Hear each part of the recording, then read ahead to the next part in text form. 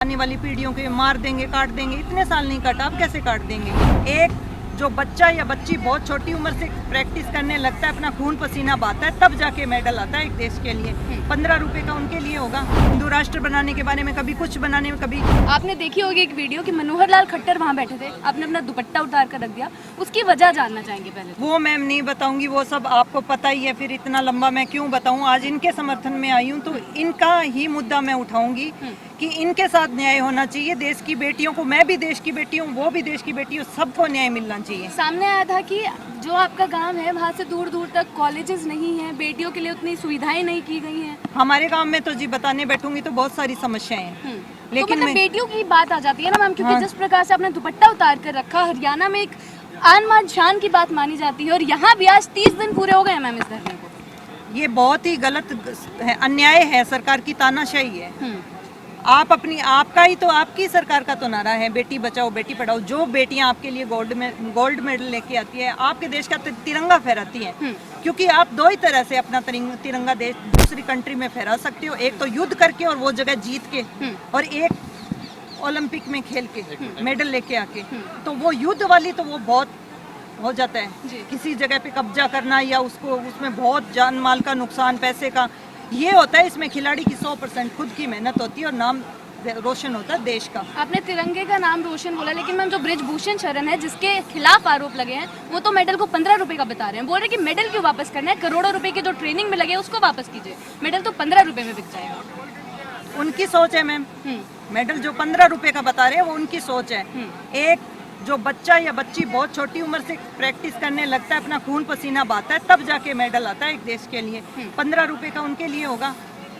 वैसे तो सरकार जो कलेक्टर है वो इंडिया का सबसे टफ एग्जाम है जी, लेकिन एक 5 पढ़े हुए मंत्री के सामने ऐसे यूं करके खड़ा कर देते हैं ये, तो फिर वो मेडल को तो वो 15 रुपए का बताएंगे ना। मैम 1 महीना से ज्यादा गुजर गया लेकिन अभी तक कोई सुनवाई नहीं हुई, क्या कहना चाहेंगे? ये कहना चाहूंगी कि जल्द से जल्द सुनवाई करो। आप बेटियों को बचाने की बात कर रहे हो, बेटियों को पढ़ाने की बात कर रहे हो, फिर किस बात की?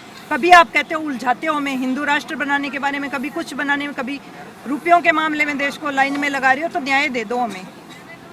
बेटियों को बचा के फिर क्या करोगे जब बेटियां जो जिंदा है उनको न्याय नहीं दे रहे हो? पेट वालों की आप रक्षा कर रहे हो। आपका कितना समर्थन रहेगा? मेरा किस तरह से समर्थन रहेगा? 100% समर्थन रहेगा। मैं अपने गांव में बैनर लगाऊंगी, गांव में जाके जागरूक करूंगी इस आंदोलन के बारे में। मैम 30 दिन तो हो गए धरने को, आपने अभी हिंदू राष्ट्र का जिक्र कर दिया। मैं ये बताना चाहूंगी कि कई बार ऐसा हुआ कि यहाँ पर ये धरना चल रहा है और इसी के सामने ही कई बार देखा गया कि हिंदू राष्ट्र की मांग करते हुए लोग आए, और उनकी ये मांग थी कि इसी 15 अगस्त को देश को हिंदू राष्ट्र घोषित कर देना चाहिए। ये बताइए मैम, इतने सालों से, 75 सालों से हमारे साथ मुसलमान रह रहे हैं, कभी कोई खतरा नहीं हुआ। अब क्या हो गया कि हमारे आने वाली पीढ़ियों के मार देंगे, काट देंगे? इतने साल नहीं काटा, अब कैसे काट देंगे ये? अब उनसे खतरा कैसे हो गया? हम उनके साथ खेले हैं, कूदे हैं, उनके साथ बड़े हुए हैं, उनके घर का हमने खाया, हमारे घर का उन्होंने खाया। अब उनसे खतरा हो गया हमें? जो हमारे पड़ोसी हैं, जो हमारे भाई बंद हैं, उनसे खतरा हो गया, वो हमें काट डालेंगे? इतने साल तो नहीं हुआ। मैम समर्थन में आप आई हैं, क्या सरकार से क्या अपील करना चाहेंगी आप? मैं सरकार से यही अपील करना चाहूंगी कि देश के आप मुखिया हो, प्रधानमंत्री हो, प्रधानमंत्री आप एक गरिमामयी पद पे हो, एक बहुत बड़े पद पे हो, आपसे न्याय की उम्मीद चाहती हैं। आप पार्टी लेवल पे मत जाओ कि आप बीजेपी के हो या उसके हो। आप बीजेपी के नहीं हो, ये आप हिंदुस्तान के प्रधानमंत्री हो। तो हिंदुस्तान के प्रधानमंत्री के नाते आप अपनी बेटियों को सुरक्षित करो। अपने देश में जो भी महिला या किसी के साथ, किसी भी तबके के साथ अगर अन्याय हो रहा है तो उस अन्याय को आप खत्म करो। आप एक बहुत बड़े जिम्मेदार पद पे हो, आप राजा हो, हम प्रजा है। मैम आखिरी सवाल, आपका जिस तरह से मौजूदा सरकार है, अभी की जो मौजूदा सरकार है सेंट्रल में बैठी है, नजरिया क्या है आपका, ये बताएं। मैं तो ये कहूंगी कि सरकार को जल्द से जल्द ये सब खत्म करना चाहिए, क्योंकि अगर ये मुद्दा बाहर जाता है तो हमारी इमेज खराब होती है। सरकार की नहीं, हमारे देश की इमेज खराब होती है कि हम पड़ोसी देश के बारे में ऐसे ऐसे बोलते हैं। हमारे देश में क्या हो रहा है फिर?